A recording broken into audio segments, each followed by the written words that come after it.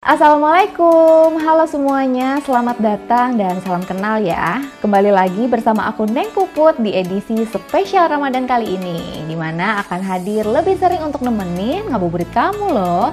Jadi pastikan kamu sudah klik tombol subscribe-nya dulu. Udah, terima kasih. Nah, sesuai dengan nuansa yang tentu aja udah sangat kita rindukan ini teman-teman, di segmen Alkisah pada suatu hari spesial Ramadan, aku akan bahas berbagai topik yang tentunya gak jauh-jauh dari serba-serbi Ramadan. Soal makanannya, keunikannya, sampai fakta serta mitos seru di bulan puasa. Nah, kali ini aku akan ngajak kalian buat langsung intip beberapa makanan-makanan yang khas banget di bulan Ramadan, tapi nggak di Indonesia, tapi di seluruh dunia. Penasaran? Yuklah langsung aja kita mulai ceritanya.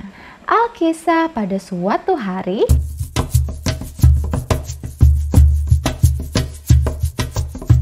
Salah satu yang paling ditunggu-tunggu saat bulan Ramadan tiba, apalagi ayo, kalau bukan betul banget, makanan dan minumannya. Kenapa? Karena biasanya sih ya teman-teman, makanan serta minuman yang dihidangkan di bulan Ramadan itu lebih spesial rasanya dibandingkan dengan hari-hari biasanya. Setuju nggak nih? Makanan dan minuman khas Ramadan tentunya akan menjadi buruan bagi kita yang menjalankan ibadah puasa. Dan ada banyak banget nih makanan khas bulan Ramadan yang tentunya bikin puasa kita tuh semakin semangat dan menyenangkan. Nah, jika orang Indonesia sudah tidak asing dengan sajian berbuka berupa kolak yang memiliki rasa manis serta mengenyangkan, sehingga menjadi pilihan favorit untuk berbuka puasa hampir di seluruh daerah di Indonesia. Lantas kira-kira seperti apa ya hidangan spesial berbuka puasa di negara lain? Ya udah yuk langsung aja kita intip informasinya berikut ini. Yang pertama ada harira dari Maroko. Di banyak negara yang penduduknya melaksanakan ibadah puasa, saat berbuka dan sahur lekat banget dengan yang namanya makanan favorit. Nah, jadi teman-teman, para keluarga di Maroko tuh punya menu istimewa menyambut bulan Ramadan, yaitu namanya harira. Jadi harira ini tuh sejenis sup dari tomat dan miju-miju, di mana makanan ini merupakan yang paling populer selama bulan Ramadan di sana. Selain menyajikan harira, para ibu juga menyajikan bubur dalam keadaan hangat dan serat berbagai bumbu yang menghangatkan tubuh. Karena di dalamnya biasanya terkandung jahe, merica, kayu manis, ketumbar, peterseli, seledri, dan bawang untuk menambah cita rasa dan kehangatan sup tomat tersebut. Jadi nih teman-teman, meski harira dibuat sepanjang tahun, khususnya selama bulan Ramadan, menu ini tuh paling sering tersaji dalam meja makan dan perjamuan negeri loh. Jadi tuh sebagian keluarga bahkan tetap menyajikan harira saat sahur. Jadi jangan heran bila menjumpai resep dan tekstur harira yang berbeda-beda, karena ada yang membuat sup tomat ini bertekstur lembut, sementara ada juga yang biasanya tuh nambahin kacang-kacangan, paprika, nasi ayam atau bihun. Biasanya harira ini tuh dimasak dalam jumlah yang besar sebelum akhirnya dibekukan untuk dihangatkan dalam waktu yang singkat. Jadi tuh saking tenarnya sup ini, selain bisa menyiapkan sendiri, harira tuh tidak sulit ditemukan loh teman-teman di toko kelontong dan juga pusat perbelanjaan. Jadi tuh kalau misalkan sambil menyeruput harira setelah berbuka, kayaknya tuh agak kurang lengkap rasanya kalau tidak menyerukan ungkapan yang khas di sana, bunyinya tuh basahal, yang artinya untuk kesehatan Anda.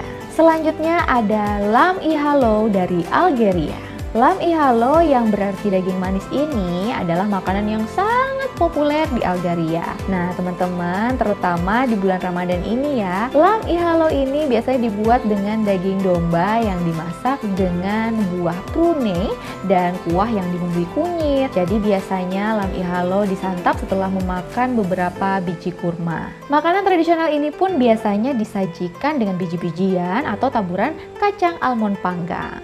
Yang ketiga adalah roti pide dari Turki. Jadi tuh ngebacanya pide apa pide ya? Nanti koreksi aja di kolom komen ya. Jadi teman-teman, antusias berbuka puasa di Turki ini bisa dibilang tuh hampir sama loh dengan di Indonesia. Jadi satu hal yang pasti kamu temui saat berbuka puasa di Turki adalah roti pide, yakni roti panggang yang hanya dijual selama bulan Ramadan. Roti pide ini sendiri adalah masakan tradisional Turki yang dijuluki pizza Turki dengan berbagai topping seperti daging giling, sosis khas Turki, telur, dan lainnya. Kita lanjut ke hidangan keempat bernama Fesenjan dari Iran. Ini aku mohon maaf lagi ya teman-teman, karena memang ini kan bukan makanan khas Indonesia gitu ya. Jadi ya maaf ya kalau ada salah-salah penyebutan. Pokoknya kalian kasih tahu aja lah cara bacanya yang bener tuh kayak gimana. Jadi Fesenjan yang digemari di Irak, Iran, dan Persia ini biasanya tuh rasanya tuh agak manis. Ada juga sih yang agak asam. Pokoknya tergantung dari cara memasaknya nih teman-teman. Jadi tuh secara tradisional Fesenjan dibuat dari bebek maupun ayam. Namun saat ini tuh Fesenjan lebih dikenal terbuat dari sirup delima maupun kenari loh. Jadi biasanya Fesenjan ini disajikan dengan nasi putih atau kuning khas Persia. Selanjutnya ada medames dari Mesir. Medames dengan bahan utama kacang disajikan dengan minyak sayur, peterseli, bawang merah, dan bawang putih.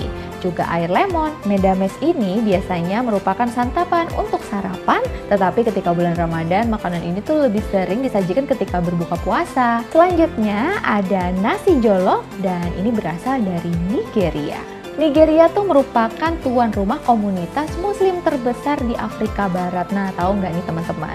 Jadi tuh tradisi berbuka puasa di negara ini tuh cukup kental dengan kuliner khas Afrika dan Timur Tengah yang menjadi primadona di setiap Ramadan.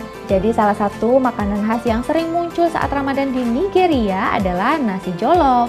Jadi bisa dibilang nasi jollof tuh adalah paellanya Afrika Barat. Jika paella makanan khas Spanyol, maka nasi jollof adalah makanan khas Nigeria. Jadi nasi jollof ini juga disebut dengan benachin. Nasi jollof dimasak dalam kuali besar dengan bumbu tomat, cabai, dan aneka jenis lauk. Yang ketujuh ada piyaju dari Bangladesh. Menu berbuka khas Bangladesh yang populer adalah piyaju nih teman-teman, atau disebut juga dengan onion pakoda.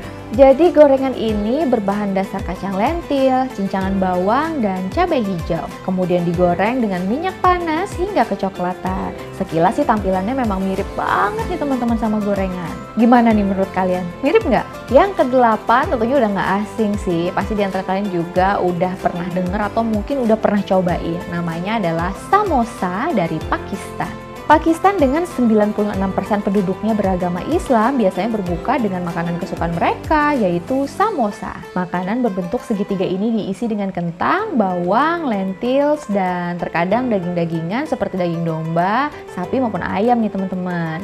Selanjutnya ada Hyderabadi Halim, di mana menu ini tuh merupakan yang terfavorit pada saat berbuka puasa di India. Makanan ini menyerupai bubur gandum disertai dengan potongan daging domba, di mana dia tuh ada temennya namanya itu pakora yang juga merupakan makanan favorit lainnya untuk berbuka. Nah, kalau pakora ini cenderung susah ditemuin nih teman-teman ketika bulan Ramadan, karena pakora ini tuh kalau bentuknya tuh seperti gorengan yang di dalamnya terdapat campuran dari bahan-bahan seperti bawang, brokoli, terong, kentang, bayam, tomat, dan kadang dengan roti maupun ayam. Gimana, udah ada yang pernah nyobain belum? Nah, yang ke-10 ini tentunya sangat tidak asing bagi kita semua, karena bisa jadi ini merupakan salah satu menu buka puasa kita hari ini nih teman-teman. Apalagi kalau bukan kolak. Iya, jadi awal tadi juga udah aku mention ya, kolak yang berasal dari Indonesia, dimana seperti yang kita semua ketahui bahwa Indonesia ini sendiri merupakan negara muslim terbesar ya teman-teman di dunia, dimana menu berbuka di Indonesia tuh paling khas banget tuh, wah udah pasti udah ada kolak pasti di setiap rumah. Sajian manis yang terbuat dari olahan gula merah, daun pandan, santan dengan ubi, labu, singkong, dan terkadang nangka, itu udah menjadi favorit emak-emak gitu, dan tentunya kita juga. Nah, apalagi kalau sekarang kita udah jadi emak-emak. Bener nggak, Bun? Kalau yang nomor 11 ini itu bisa kita bilang memang khas banget ya di Arab Saudi, tapi kayaknya sekarang di seluruh dunia juga udah mulai mengkonsumsi makanan ini. Apalagi kalau bukan kurma, ya betul banget. Nah, jadi teman-teman, kota Madinah di Arab Saudi itu adalah negara penghasil kurma nomor 1 di dunia dengan total 120 jenis kurma. Jadi itu rasa kurma yang manis sedikit asam serta menyehatkan dan jumlahnya yang membludak membuat kurma menjadi makanan favorit berbuka puasa. Setuju nggak nih? Pasti nanti habis ini tuh udah ready ya kurmanya. Selanjutnya ada nasi lemak dari Malaysia. Negara tetangga Indonesia yang juga mayoritas berpenduduk muslim adalah Malaysia. Di sana nasi lemak menjadi menu favorit saat berbuka loh teman-teman. Umat muslim di Malaysia menganggap rasanya tuh tidak lengkap jika berbuka puasa tanpa nasi lemak. Yang ke-13 ada meza dari Lebanon. Meza adalah makanan yang memiliki bahan utama daging dan kamu harus memakai tangan loh untuk memakannya. Makanan ini memiliki paduan potongan tomat, acar, serta kacang-kacangan. Jadi itu tak lengkap rasanya berbuka puasa di Lebanon jika kamu belum menyantap kelezatan dari meza. Gimana, pengen nyobain? Yang ke-14 adalah nasi biryani dari Singapura. Jadi selain dari Malaysia, Singapura juga menjadi negara tetangga Indonesia loh dengan banyak penduduk muslimnya. Jadi tuh di Singapura umat muslim kebanyakan berasal dari Indonesia dan keturunan India. Sehingga tak heran jika kuliner India satu ini menjadi favorit berbuka di sana. Dan salah satu yang sangat digemari adalah nasi biryani sebagai makanan berbuka di Singapura yang tentunya mengenyangkan. Yang ke-15 adalah kepiting rebus di Brunei Darussalam. Jika menu berbuka puasa berbagai negara cenderung adalah makanan yang manis, namun tidak bagi Brunei Darussalam nih teman-teman. Negeri muslim di Asia Tenggara ini justru memilih kepiting rebus sebagai makanan favorit berbuka. Bukan mengada-ngada loh ya, karena memang penjual kepiting rebus justru menjadi sasaran banyak orang saat mencari hidangan berbuka di waktu Ramadan di Brunei Darussalam. Selanjutnya ada mansaf dari Yordania. Jadi teman-teman, mansaf ini disajikan pada piring besar di atas khubz atau roti Arab yang datar dan beras. Jadi hal ini tuh dimaksudkan untuk dimakan secara rame-rame gitu teman-teman, sebagai bagian dari acara sosial. Para tamu berkumpul di sekitar meja dan menikmati mansaf. Dimakan dengan ujung jari tangan kanan. Unik juga ya. Jadi tuh makannya tuh berarti dikit-dikit gitu ya, mungkin biar semuanya kebagian. Nah teman-teman, itu tadi informasi-informasi menarik yang aku kasih spesial buat kamu di Alkisah pada suatu hari ini.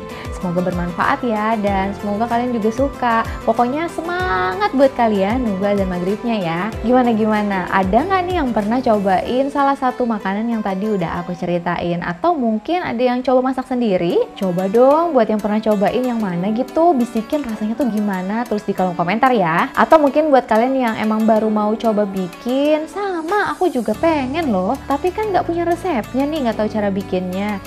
Nggak usah khawatir, kamu bisa kok dapatkan berbagai resep dari seluruh penjuru dunia di aplikasi Cookpad. Serius, ntar deh kapan-kapan aku akan kasih lihat ada resep apa aja sih di sana. Seperti biasa, teman-teman tulis yuk pendapatmu tentang Alkisah pada suatu hari kali ini. Atau boleh banget kok jika kamu mau kasih rekomendasi bagusnya selanjutnya aku bahas apa lagi ya. Pastikan juga kalian udah klik tombol subscribe dan nyalakan lonceng notifikasi agar nggak ketinggalan cerita menarik lainnya. Dan jangan lupa juga untuk klik tombol like jika kamu suka cerita hari ini dan bagikan ke teman-temanmu sebanyak-banyaknya. Sudah, terima kasih. Sampai jumpa lagi ya. Selamat nungguin buka puasa.